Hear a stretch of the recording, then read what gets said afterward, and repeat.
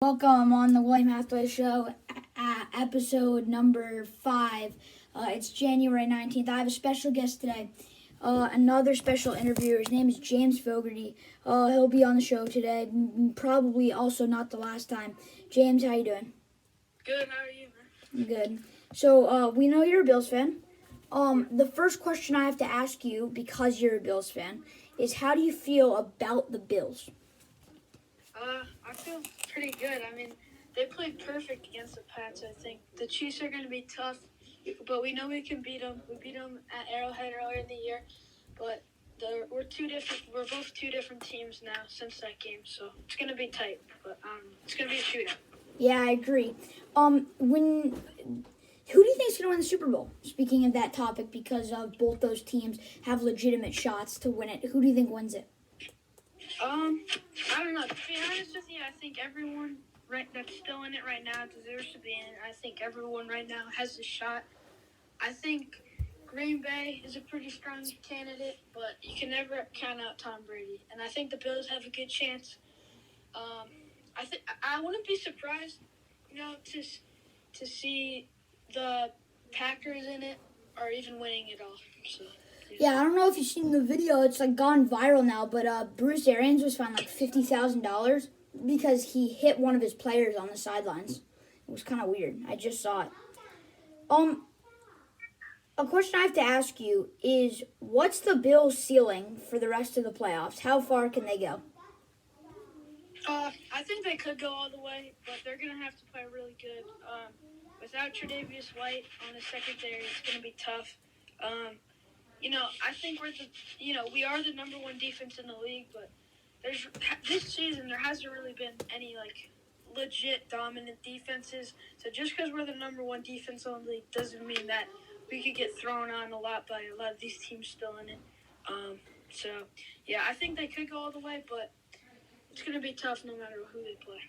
Okay, and to wrap up this kind of football talk, give me your top 10 quarterbacks, because I know that's something you wanted to say. What are your top 10 quarterbacks right off the bat? So number 1, I got Aaron Rodgers. Yeah, I agree.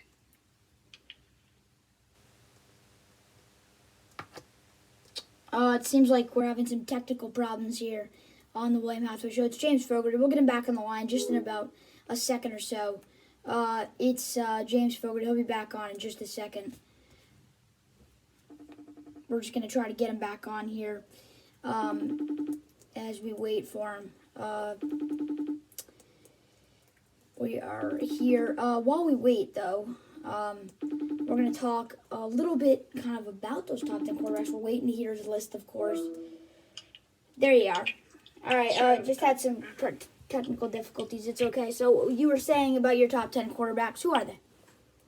Number 1, I got Aaron Rodgers. He's just great. Number 2, I would have to go. I know a lot of people might disagree, but I think I got to go with Tom Brady here. He's had a great season. Not only is he the defending champ, but his numbers have been insane this year. He's thrown for well over 5,000 yards this season, and he's been able to get it done with some of his key receivers out all year. Mike Evans has been on and off out this year. Gronk, he's still good, but he wasn't what he was once. So Antonio Brown, obviously, Godwin. So I think Brady's number 2. Number 3, got to go with Mahomes. 4, I got Allen. You could call me biased, but that's what I think. And 5, I got Burrow. 6, Herbert. 7, Lamar. And then 8, Kyler. And then 9, Matt Stafford. And 10, Russell Wilson. Okay, I like your list. I think that's actually a really good list. That's almost what I was thinking.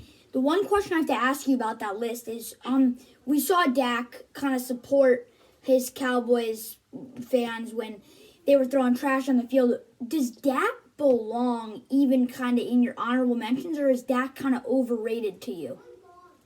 To be honest with you, I think he's a little overrated. He has really good players around him, and he can't seem to win. I mean, I don't know if that's obviously not just his fault. It's also coaching his fault, where Mike McCarthy should be fired already, and the whole organization is they're not using the talent good, but I think Dak is, a little above average quarterback, to be honest. There's not too much special to him, to me at least. I don't even think he's that much better than Kirk Cousins. And I know that sounds crazy, but that's what I think. Very interesting. I do agree with that a little bit. So as we kind of transition from this football talk, we know both me and you are both really big Mets fans. How are you feeling about the Mets right now? Yeah, well, I hope they're good. But everyone's been saying for years, this could be the year, this could be the year. The really last good season we had was the 2019 season. So I'm just hoping for playoffs.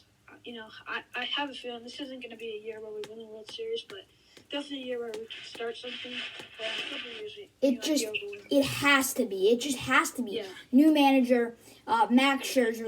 Unless we don't play, and that's the next question is, what does the MLB lockout say to you? What does it tell you about Major League Baseball right now and how it's being managed? It just tells me they can't just. First it was they had really bad ratings in the 2020 season. That was pretty bad, and last year they handled the sticky substances situation really bad. Which caused some of their best players like Tyler Glasnow to get hurt, and now it's just a mess. And I don't think that they'll cancel the season. Maybe a little delay.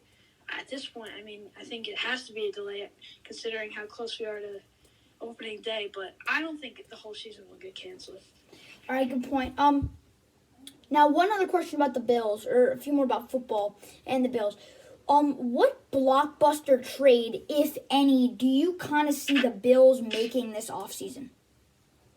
Well, to be honest, I think we're pretty good right now. I think, obviously, Emmanuel Sanders is going to be a free agent, so we're going to have to get, a pretty good receiver. I think in the draft we might need a running backs, someone who can run the ball consistently well. We got Singletary. Singletary's decent, but he's not reliable. He's had a really good best month, but I think we could pick up Haskins in the draft. Hassan Haskins. He'd be a good running back, and the Bills might be able to pick him up because he might go later in the draft. All right, I completely agree with you there. Well, I'm a Seahawks fan. Where do you think Russell Wilson will land in this offseason, or just eventually? Do you think he'll stay with the Seahawks, or do you think they'll move on from him, and where do you think he goes? I don't think any of the teams Russ mentioned that he might go to is very realistic because, remember, he's old now, and he said Saints, Giants, or Broncos, and he might stay with the Seahawks, and all those teams, they don't need a quarterback for 2 years, you know what I mean? The Giants need a franchise quarterback, the Broncos, they need a franchise quarterback. We'll see what happens with Teddy Bridgewater, but I could see him going to the Saints maybe. The Saints, they're not a championship level of caliber, but they're definitely a playoff team right now. They could be a playoff team easily, and if Russell Wilson pushes them towards that, then maybe that's what they need. I don't think he stays with the Seahawks. I know he wants to, but I just don't think the Seahawks, that's what they need right now. I think they need a young quarterback.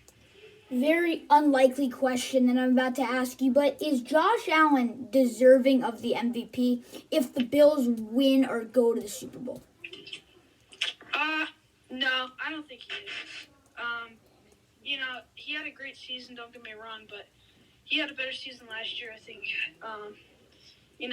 He just was a little inconsistent. He had a little run where he was not playing that well. So I don't think so. I think it will go probably to Aaron Rodgers. But yeah. All right, and last question I have for you as we end up. Does Jim Harbaugh stay as the Michigan head coach? Because I know you're a Michigan guy. Yeah. I think he does.